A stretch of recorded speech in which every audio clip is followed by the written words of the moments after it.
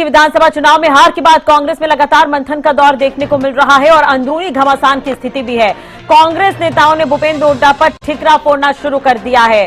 तो हार का ठिकरा फोड़ रहे हैं जो तमाम नेता हैं। कांग्रेस नेताओं ने भूपेंद्र हुड्डा पर हार का ठिकरा फोड़ा है। भूपेंद्र हुड्डा से नाराज कांग्रेस हाईकमान। सूत्रों के हवाले से यह बड़ी खबर हम आपको बता दें, उदय भान को प्रदेश अध्यक्ष पद से हटा सकती है कांग्रेस। उदय भान की जगह किसी और को जिम्मेदारी दी जा सकती है। तो सूत्रों के हवाले से यह खबर मिल रही है। तो भूपेंद्र हुड्डा से नाराज है कांग्रेस हाईकमान, ये बड़ी खबर हम आपको बता रहे हैं। सूत्रों के हवाले से ये भी खबर मिल रही है कि उदय भान की जगह किसी और को जिम्मेदारी दी जा सकती है, हटाया जा सकता है उदय भान को।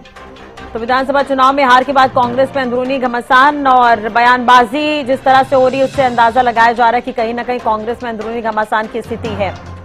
हरियाणा न्यूज के विशेष संवाददाता रवि कालीरमन हमारे साथ इसी खबर पर लाइव जुड़ गए हैं। रवि, एक तरह से देखा जाए तो विधानसभा चुनाव में हार के बाद कांग्रेस लगातार मंथन कर रही है, लेकिन बयान भी जिस तरह से कांग्रेस नेताओं के खुलकर सामने आ रहे हैं उससे यह लग रहा है कि कहीं ना कहीं कांग्रेस में अंदरूनी घमासान की स्थिति है। उदय भान को लेकर भी सूत्रों के हवाले से खबर मिल रही है। और बिल्कुल देखिए, निश्चित तौर पर तमाम जो कांग्रेस के लीडर्स हैं, तमाम जो कैंडिडेट्स रहे थे और जिनकी हार हुई है, वो लगातार ठीकरा जो है वो अपनी हार का भूपेंद्र सिंह हुड्डा पर फोड़ते हुए नजर आ रहे हैं। जिस प्रकार से उनकी तरफ से कहा गया कि जो तमाम जो सीट वितरण किया गया या फिर अन्य जो प्रचार प्रसार का जो कार्यक्रम उनके जिम्मे था वो ढंग से नहीं किया गया, तमाम तरह की बातें जो है तमाम कैंडिडेट्स की तरफ से कही जा रही हैं।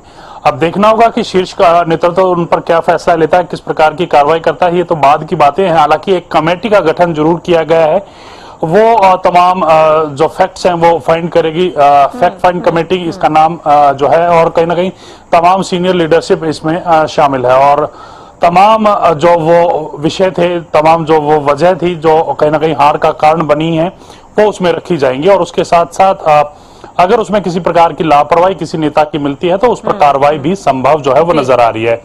फिलहाल की अगर बात की जाए तो जिस प्रकार से राजनीतिक गलियारों से उदय भान के इस्तीफे की या फिर उनके हटाए जाने की जो खबर चल रही है, फिलहाल ऐसा अभी जो है वो नजर बिल्कुल ताजा नजर होता हुआ नहीं आ रहा, क्योंकि पहले फैक्ट फाइंड कमेटी की जो बैठक होनी है उसमें तमाम चीजें रखी जाएंगी, तमाम फैक्ट्स उसमें रखे जाएंगे, उसमें किस प्रकार की किसकी गलती निकल करके सामने आती है, क्या कमियां जो है उस पूरे चुनाव के दौरान देखने को मिलती हैं। उसके बाद वो रिपोर्ट जो है शीर्ष नेतृत्व को सौंपी जाएगी, मल्लिकार्जुन खड़गे को सौंपी जाएगी, राहुल गांधी को सौंपी जाएगी। उसके बाद जाके कहीं ना कहीं इस प्रकार का कोई एक्शन जो है वो लिया जा सकता है। फिलहाल की अगर बात की जाए तो फैक्ट फाइंड कमेटी जो है अपना काम करेगी, तमाम तथ्यों को जांचेगी, परखेगी, उसके बाद अगली कदम जो है वो उठाया जाएगा। लेकिन तमाम जो कैंडिडेट्स हैं जिनकी हार हुई, तमाम जो कांग्रेस के कार्यकर्ता हैं, नेता हैं, वो कहीं ना कहीं भूपेंद्र सिंह हुड्डा और उदय भान को घेरते हुए यहाँ नजर आ रहे हैं। जी बिल्कुल, रवि बने रहेगा हमारे साथ। अपराजिता भी लगातार जुड़ी हुई हैं। अपराजिता, जैसा कि रवि अभी जानकारी भी दे रहे थे कि कांग्रेस में जिस तरह से घमासान की स्थिति बनी है उसे लेकर पहले रिपोर्ट बनेगी, आखिर हार के कारण क्या हो सकते हैं, उसके बाद रिपोर्ट हाईकमान को सौंपी जाएगी। तो अपराजिता, आपने भी पिछले दिनों ये जानकारी दी थी कि जो कांग्रेस जो है हार पर मंथन कर रही थी, उसके बाद क्या कुछ निकलकर सामने आया था, क्या कुछ आदेश दिए गए थे हाईकमान की तरफ से? बिल्कुल, देखिए जिस तरीके से कल मल्लिकार्जुन खड़गे की अध्यक्षता में कल समीक्षा बैठक हुई है, ऑब्जर्वर्स के साथ बैठक ली गई थी, जिसमें ऑब्जर्वर्स से सवाल किए गए थे कि क्या कुछ चीजें रहेगी, क्या कमी रहेगी, जो इतना पॉजिटिव माहौल हरियाणा में कांग्रेस का चल रहा था और किसकी वजह से, क्या कारण रहे हैं जिसकी वजह से कांग्रेस को हार का सामना करना पड़ा।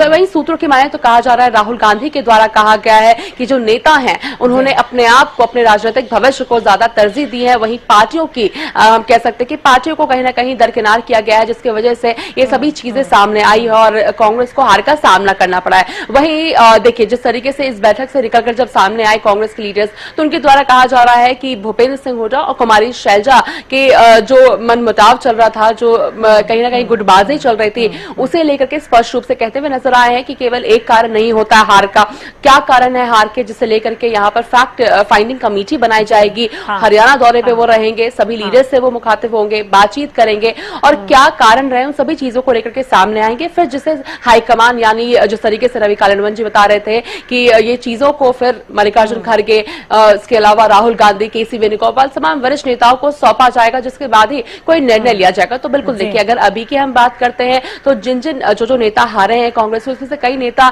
स्पष्ट रूप से बाहर सामने आते हुए नजर आ रहे हैं और कह रहे हैं, भूपेंद्र सिंह हुड्डा और अध्यक्ष उदय भान पर सवाल उठाते हुए नजर आ रहे हैं। खासतौर पर अगर हम बात करें अध्यक्ष की, तो उनके द्वारा कहा जा रहा है कि उन्होंने चुनाव लड़ा, अगर उन्होंने चुनाव लड़ा तो उन्हें अपने अध्यक्ष के लिए किसी और की नियुक्ति कर देनी चाहिए थी, क्योंकि जिस तरीके से उन्हें पूरे प्रदेश का कैंपेनिंग करना चाहिए था। और भारतीय जनता पार्टी को लेकर के वो कह रहे हैं कि उनके अध्यक्ष मोहनलाल कौशिक ने चुनाव नहीं लड़ा, जिसकी वजह से इतना अच्छा परिणाम आया है। पूरे प्रदेश भर में वो कैंपेनिंग करते हुए नजर आए, उन्हें सभी चीजें देखनी होती है, अध्यक्ष तो ये चीजें कहते हुए नजर आ रहे हैं। और भूपेंद्र सिंह हुड्डा को लेकर भी कहते हुए नजर आ रहे हैं कि कुछ ऐसे लीडर्स कहते हुए नजर आ रहे हैं कि कुछ बागी लीडर्स को भूपेंद्र सिंह हुड्डा, दीपेंद्र सिंह हुड्डा को के ऊपर सवाल उठाते हुए नजर आ रहे हैं और कहा जा रहा है कि मैं हारा नहीं, हराया गया हूं, मेरे अगेंस्ट कुछ बागी विधायकों को प्लॉट किया गया, उन्हें समर्थन दिया गया है, मेरे बजाय कांग्रेस के नेताओं को, वर्कर्स को रोका गया मेरे लिए कैंपेनिंग करें। तो इस तरह की चीजें सामने आ रही है। तो तमाम चीजों को देखते हुए फैक्ट फाइंडिंग कमेटी का गठन यहां पर किया गया। हालांकि अभी कौन कौन सदस्य रहेंगे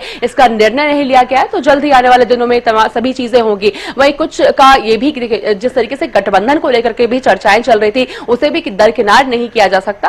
आम आदमी पार्टी, अगर संजय सिंह की हम बात करते हैं, सांसद संजय सिंह की बात करते हैं, तो उनके द्वारा कहा गया है कि जिस तरीके से जम्मू कश्मीर में गठबंधन में चुनाव लड़ा गया और जीत भी हुआ, तो अगर उसी तरीके से अगर हरियाणा में कांग्रेस और समाजवादी पार्टी और आम आदमी पार्टी अगर एक साथ चुनाव लड़ रही होती, तो परिणाम इस बार गठबंधन के फेवर में होता और भारतीय जनता पार्टी को हटा सकते। इस तरह की चीजें सामने आ रही है, तो सामने आई है अपराजिता, इस पर आगे भी हम बात करेंगे। लेकिन बड़ा सवाल ये है कि अभी अब कांग्रेस में घमासान की स्थिति चुनाव से पहले भी थी और अभी भी है, कुछ ज्यादा फर्क देखने को नहीं मिल रहा है। अगर रवि हम बात करें, उदय भान को जिस तरह से हटाने की बात चल रही है, अगर ये हो भी जाता है सूत्रों के हवाले से, हालांकि ये खबर है, अब रिपोर्ट सामने आएगी, उसमें तमाम तरह के मंथन होने के बाद अगर ये एक्शन लिया जाता है, क्योंकि होडल से भी चुनाव हारे हैं इस बार उदय भान, तो लोकसभा चुनाव की अगर हम बात करें तो वो भी तो भूपेंद्र हुड्डा और उदय भान, दीपक बाबरिया, इन सबके नेतृत्व में लड़ा गया था। 0 से 5 तक कांग्रेस पहुंची, तो विधानसभा में चुनाव में क्या हुआ अचानक? बिल्कुल देखिए, विधानसभा और जो लोकसभा का चुनाव होता है बिल्कुल अलग परिपाटी पे होता है। लोकसभा चुनाव में कोई ना कहीं प्रदेश में देश के मुद्दों को लेकर जो है प्रचार किया जाता है और विधानसभा चुनाव की बात की जाए तो प्रदेश के मुद्दे ही कहीं ना कहीं हावी रहते हैं। जिस प्रकार से भारतीय जनता पार्टी ने लगातार फील्ड पर काम किया, उनके पन्ना प्रमुख तक तमाम चीजें मौजूद रही, संगठन बड़ा था, संगठन मजबूत था और ऐसे में कहीं ना कांग्रेस 1 दशक से ज्यादा का समय हो चुका है, अपना संगठन जो है वो भी नहीं खड़ा कर पाई। तो कहीं ना कहीं माफ कीजिएगा, अनेक ऐसी चीजें होती हैं, अनेक ऐसी वजह होती हैं जिनके चलते कहीं ना कहीं नुकसान जो है वो कांग्रेस को उठाना पड़ा। और इसके साथ साथ तमाम जो लीडरशिप को मिलजुल करके काम करना था, मिलजुल करके प्रचार करना था, वो कांग्रेस की लीडरशिप यहाँ नहीं कर पाई और वही कहीं ना कहीं चीजें नजर आई। उस समय जब चुनाव लड़ा जा रहा था, लोकसभा का जब चुनाव लड़ा जा रहा था, तो राहुल गांधी के नाम पर प्रदेश में चुनाव लड़ा गया था। तमाम नेताओं ने राहुल गांधी के लिए वोट मांगे और कहीं ना कहीं उस चुनाव में ये भी दिखाना था कि विधानसभा चुनाव में जाना है तो तमाम नेता एकजुट हैं, या फिर ये कह लीजिए कि राहुल गांधी को एकजुटता इसलिए भी दिखानी जरूरी थी कि उनके विधानसभा चुनाव के दौरान नंबर बन सके, यानी कि वो अपने आप को हैवी वेट जो है नेता साबित कर सके। तो ये तमाम चीजें थी जिसकी वजह से कहीं ना कहीं लोकसभा और विधानसभा चुनाव में ये डिफरेंस जो है वो देखने को मिला है। जी बिल्कुल, रवि बने रहेगा हमारे साथ। अपराजिता भी लगातार जुड़ी हुई है। अपराजिता, अब एक तरह से देखा जाए दिल्ली में हलचल काफी बढ़ गई है, तो सूत्रों के हवाले से खबर क्या कुछ मिल रही है? नायब सैनी मुलाकात करने पहुंचेंगे, उनके साथ और कौन कौन लोग मौजूद रह सकते हैं? देखिए, फिलहाल यही अपडेट है कि कार्यवाहक मुख्यमंत्री नायब सिंह सैनी दिल्ली दौरे पर रहने वाले हैं। आज अभी से थोड़ी देर बाद उम्मीद की जा रही, करीब शाम 7:30-8 बजे के करीब वो दिल्ली पहुंच जाएंगे, जिसके बाद वो शीर्ष नेतृत्व से मुलाकात करते हुए नजर आ सकते हैं। मुलाकात काफी अहम रहने वाली है क्योंकि इसके तुरंत बाद जिस तरीके से सूत्रों के हवाले से ये बड़ी जानकारी सामने आ रही है कि 15 तारीख को संभवतः स्वेरिंग सेरेमनी हो सकती है, जिसके लिए बहुत जरूरी हो जाता है कि कैबिनेट में क्या कुछ चीजें रहेगी, कौन कौन कैबिनेट में रहेंगे, क्या गठन रहेगी, तमाम चीजों को लेकर के यहाँ पे चर्चाएं होगी। तो आज की हम दौरे के के बारे में बात करें तो काफी अहम आज का दौरा रहने वाला है, मुलाकातें रहेंगी, बैठक भी उम्मीद की जा रही है। अब देखने वाली बात होगी क्या निर्णय हाईकमान लेती है या फिर क्या कुछ चीजें रहती है, क्योंकि देखिए धर्मेंद्र प्रधान की अगर हम बात करते हैं तो जब आखिरी मुलाकात जब दिल्ली दौरे पे थे कार्यवाहक मुख्यमंत्री नायब सिंह सैनी, तो चंडीगढ़ निकलने से पहले सबसे आखिरी बार उन्होंने धर्मेंद्र प्रधान से मुलाकात की थी। और जिस तरीके से वो कहते हुए भी नजर आए थे कार्यवाहक मुख्यमंत्री नायब सिंह सैनी जब प्रधानमंत्री नरेंद्र मोदी से उन्होंने मुलाकात की थी कि काफी एक अच्छा सहयोग मिला था हमें, चाहे धर्मेंद्र प्रधान की बात करें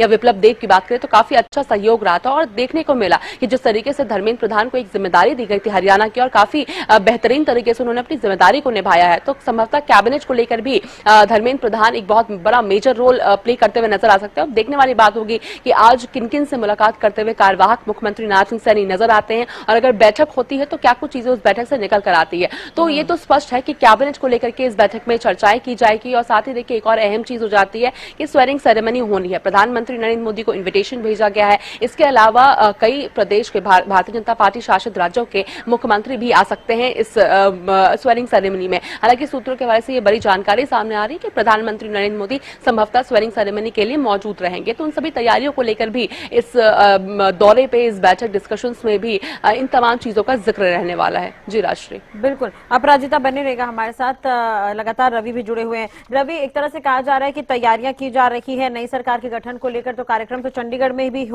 में ही होगा, तो किस तरह की तैयारियां रह सकती है और मंत्रिमंडल को लेकर क्या कुछ खबर मिल रही है? देखिए राशि, कार्यक्रम जो है वो पंचकुला में रहने वाला है और कहीं ना कहीं 15 तारीख को लेकर उसकी तैयारी शुरू कर दी जी का गठन किया गया है। 10 सदस्य उस कमेटी में है जिनको ये कहा गया है कि आप 15 तारीख तक तमाम जो तैयारियां हैं वो पूरी कर लें। जो शपथ ग्रहण समारोह है वो 15 को भी हो सकता है कि आगे पीछे भी हो जाए। हाँ। लेकिन ज्यादा चांसेस ये हैं कि 15 तारीख को जो है शपथ ग्रहण समारोह हो सकता है। दूसरी चीज, उसके लिए तमाम जो प्रदेश के लोग हैं उनके लिए ओपन इनविटेशन जो है वो भेजा जाएगा, यानी खुला निमंत्रण पूरे प्रदेश के लोगों के लिए भेजा जाएगा। इस समारोह में करीब 50,000 के आसपास जो लोग हैं वो शामिल हो सकते हैं पूरे प्रदेश की अगर बात की जाए तो। इसके साथ साथ प्रधानमंत्री नरेंद्र मोदी, कई केंद्रीय नेता, कई केंद्रीय मंत्री और कहीं ना कहीं बीजेपी शासित प्रदेशों के मुख्यमंत्री शपथ ग्रहण समारोह में शामिल हो सकते हैं जी। उसके लिए तमाम जो तैयारियां हैं उसकी पूरी करने की जो ड्यूटियां हैं वो लगा दी गई हैं। हाँ। और तैयारियां जो है वो की जा रही हैं। पूरे प्रदेश भर में हरियाणा रोडवेज की जो बसें हैं वो उपलब्ध कराई जाएंगी। तमाम जो लोग यहाँ आए उनके लिए तमाम तरह की सुविधा जो उनको मिलनी चाहिए वो उपलब्ध कराई जाएंगी, ताकि प्रदेश के लोग जो है प्रदेश के मुख्यमंत्री की शपथ ग्रहण समारोह में शामिल हो सके, वो साक्षी बन सके। तो ऐसे में कहने उसके लिए तमाम जो तैयारियां हैं वो शुरू कर दी गई हैं। उसके लिए कहीं ना कहीं कैबिनेट का विस्तार जब किया जाएगा, कैबिनेट जब बनाई जाएगी, उससे पहले विधायक दल की बैठक जो है वो आयोजित की जाएगी।